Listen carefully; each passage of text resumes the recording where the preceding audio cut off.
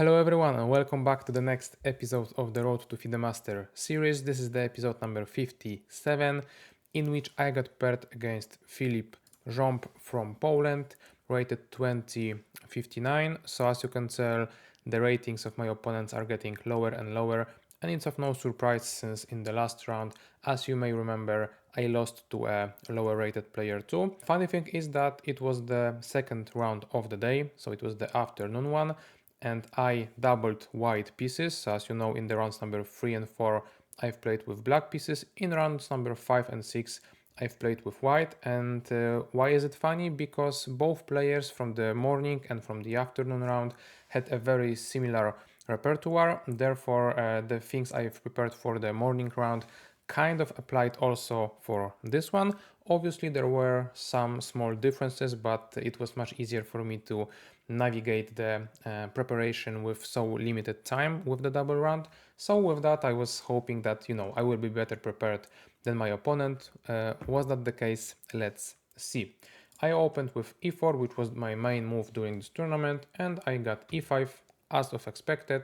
So we got yet another Rui Lopez, third in a row in this tournament. And as I've said, there might be small differences because this particular opponent went straight into the main line, which both my previous opponents kind of went away from.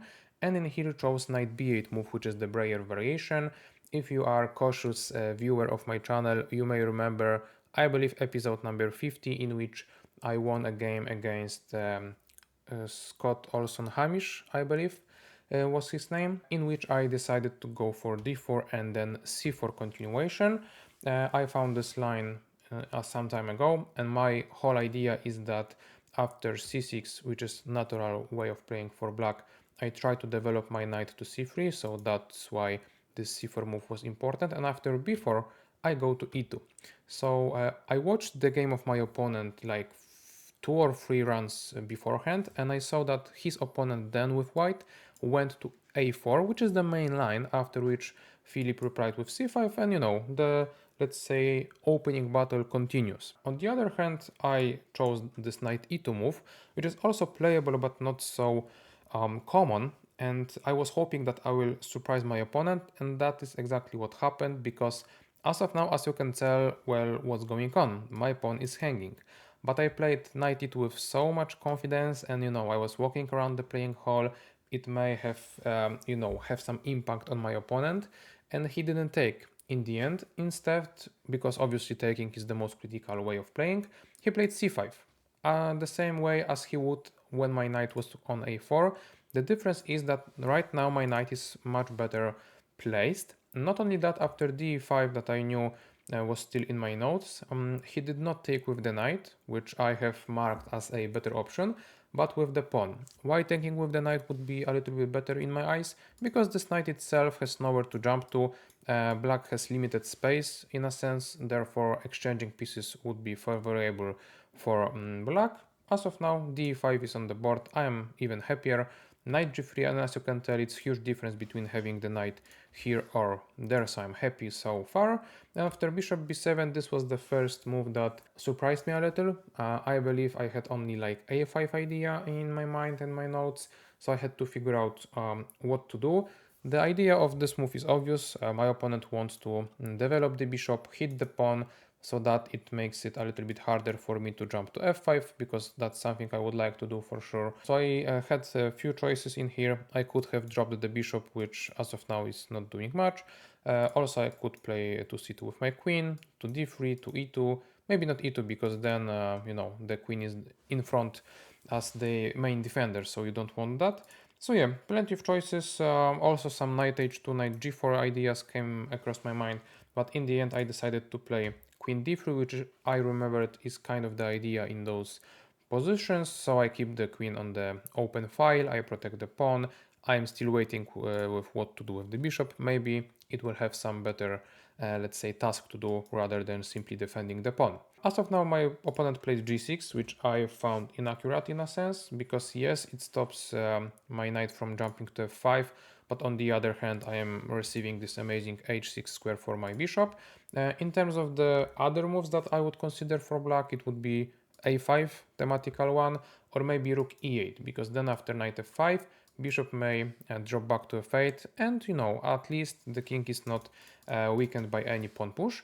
But in the game after g6, I was happy to take over the dark squares, and after bishop h6, rook e8, I played rook to d1, taking over the d file in a sense. Obviously, I don't have any entry point there and actually no targets yet, but it will felt just like a normal developing move. My opponent played queen c7, which I expected and thought it is the best move. And in here, this is the critical moment for me because, well, I developed all my pieces. I felt like I should at least not be worse. I should even be perhaps better because I knew that, leaving this knight, weakening the king and so on might be somewhat inaccurate. However, I mean, I have to prove it, right? And it's not that easy. Because the position is semi-closed, let's say, and I really need to find some way to break through. So I have few choices, I can try to drop back the bishop there, maybe pin the knight, the rook, maybe try to fight for the pawn chain on the queen side, maybe try to maneuver my knight to the king side, maybe do something with sacrificing my knight. Plenty of options, all deep ones as you would expect normally in the Ruy Lopez stuff, let's say. And in the end, I am not too happy with my choice, but I really couldn't figure out anything better than that. So I played bishop a4, evaluating that, this bishop does nothing basically, so I might as well try to exchange it for a knight, which, in semi-closed position might be more useful than this bishop of mine.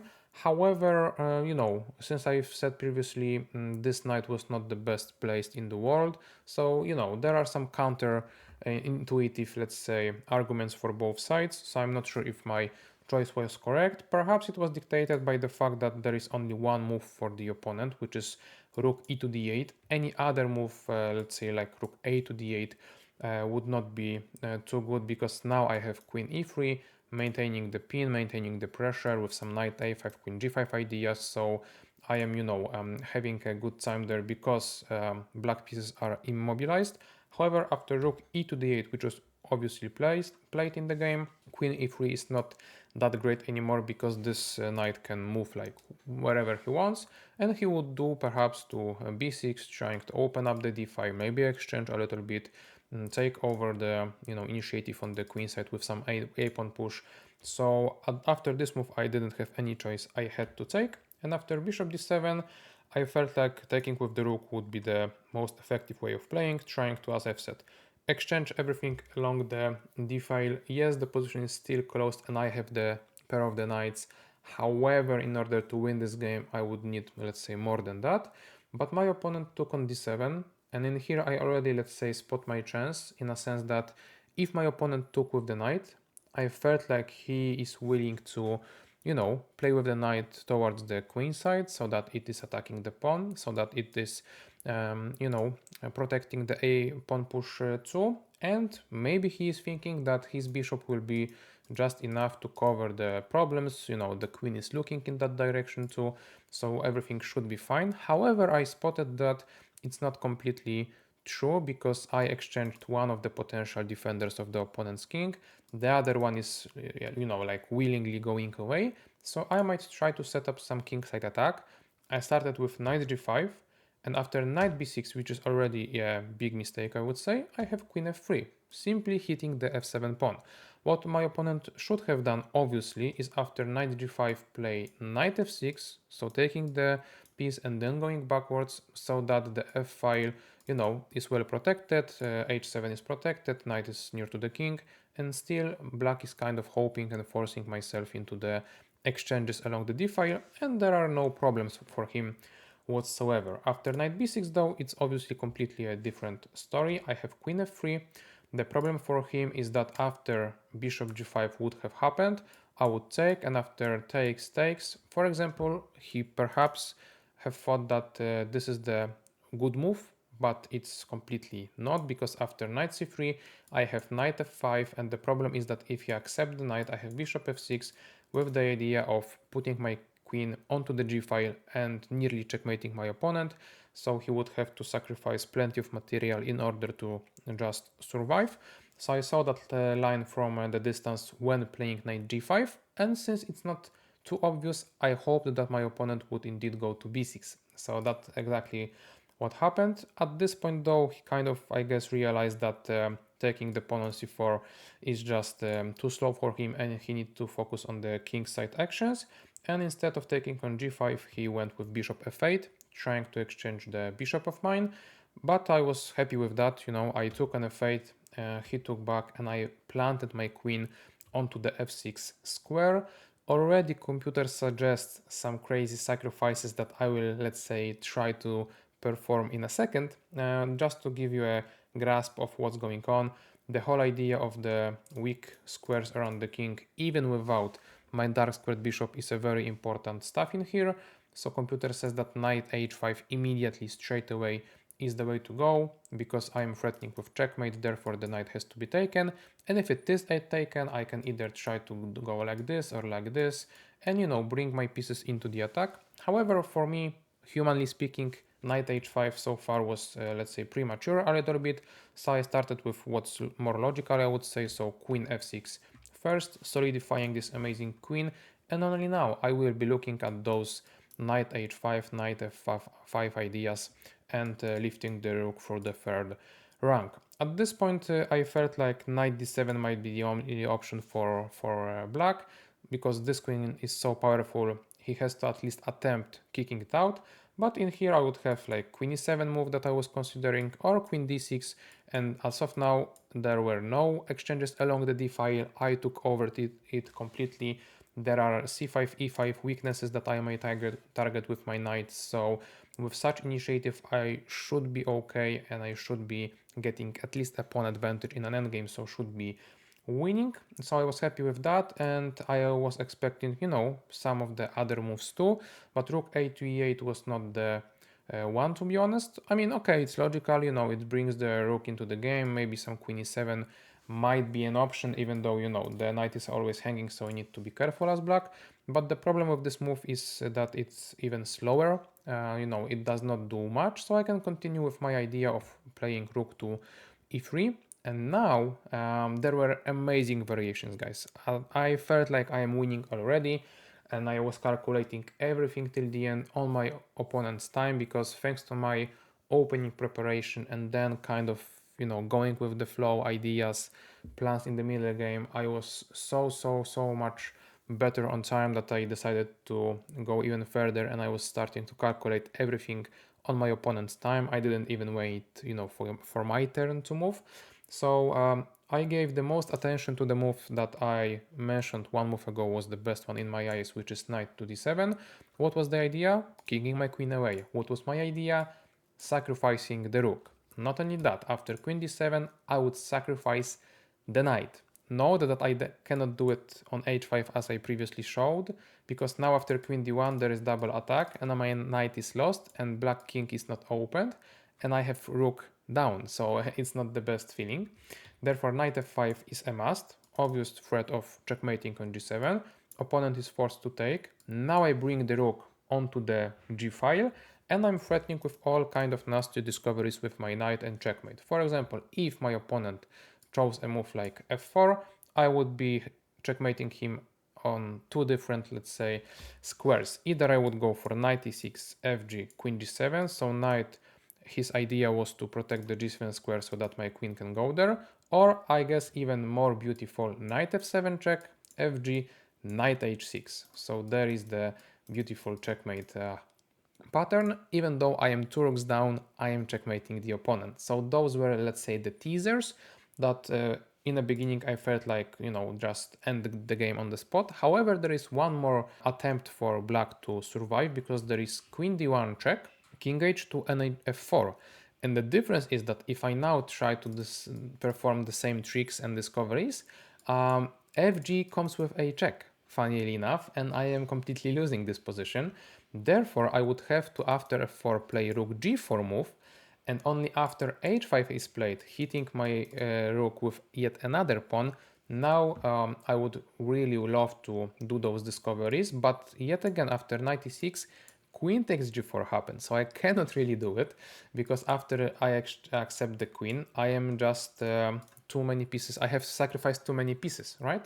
So if that's the problem, after h5, thankfully I found queen h6 idea with the simplest checkmate of all on h7 square. So after hg I would checkmate yet again without two rooks on the board. Once again, very beautiful checkmate. And for those reasons, going back to this point, queen d1, king h2, f4, rook g4, my opponent would have to sacrifice the queen already as of now. And you may say, okay, what did I gain? Like, I have a queen, opponent has two rooks, so it seems like he's doing fine. But that's not the truth, because still I have the same threat of simply playing here and there, just like that. And similarly to the round number 3, when my opponent had a move to do anything in order to try to survive, this is the same scenario. Black has a move, but he just cannot use it properly. So the only way to survive this would be to sacrifice the bishop on e4, so that it protects the h7 checkmate and it forces my knight to jump away so that the rook can, help the king out a little bit. But as of now, obviously I have the material advantage and easily winning position. So all in all, this would be objectively the best way for black in the knight d7 continuation. So as you can tell, I am winning everywhere. To my, let's say, disappointment though, my opponent did not allow me to play my new Immortal game and to sacrifice all the pieces, because he did not go with knight to d7. Instead, he played, let's say, anticlimactic bishop c8 move, maybe setting up the knight d7 one. The problem with this move is that, yes, I'm still winning, just not in such a great style, let's say. And it's the reason why I cannot call this game Immortal anymore, I would say, because, well, I haven't sacrificed as many pieces as I would wish to do. Nevertheless, I still got the opportunity to sacrifice at least one, because I in here calculated everything up until the end, and I chose knight h5 with the threat, he takes, rook g3 with a threat of discoveries as before. The difference is that now bishop is on c8, therefore is allowed to block the g file. Obviously I accepted the bishop, making the material situation yet again even on the board, with my attack still going, and I believe that my opponent in here played the last inaccurate move. Obviously I'm completely winning, but he would challenge me more if he chose queen e7 move. Obviously it's not that straightforward, because it's not played with the hopes of getting the knight on g5, because after g takes h5, I am pinning the queen to the king, so I'm winning. The idea would be to play queen e7 to then play h4, and in the game h4 was played immediately, because if I now just go away with the rook, the knight is taken and black is kind of surviving as of now. So I would have to find queen h6, protecting the knight and attacking the h7, creating a mating threat. After f6, which attacks my knight and protects the checkmate, I would have to find rook g2 d3, double stacking my rooks, so that after my knight is finally taken, I have rook d7, and those heavy pieces are cooperating so nicely that checkmate is still on the menu, let's say. So I would be gaining the queen advantage and winning the game. So it was not easy variation. I calculated it till the end though, because I really wanted to be precise. But as I've said, at this point after hg, my opponent did not play queen e7, he chose h4 straight away, giving me one more chance to continue attack, because now I have rook h3. Simple idea of mine is to take the pawn, take the other, and checkmate him here or there. And after now queen e7 is played, I will not take the knight, allowing my knight to be taken, but I have one more trick up my sleeve, which is knight takes h7. Beautiful move. Obviously if the knight is accepted, then my rook comes into play and the checkmate looks like this.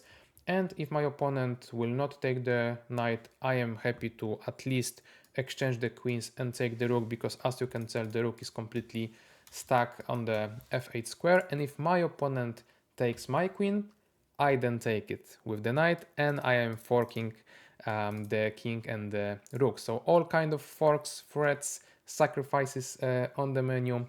In the end, my opponent went for this specific line, and after king g7, knight e8, rook e8, I played simple b3, solidifying this pawn, and as you can tell, my opponent resigned the game at this very moment. What can I tell you guys? It was an amazing game from my perspective, I felt amazing during it. Afterwards, a little bit disappointed that my opponent did not allow me to play the most, ecstatic variations and claim this game as my new Immortal. Nevertheless, it was mostly flawless, aggressive, with sacrifices, so I really, really love it. And thank you all for watching this one. If you enjoyed it as much as I did, please remember to leave a like under this video, and we'll see each other tomorrow for the analysis of the round number 7.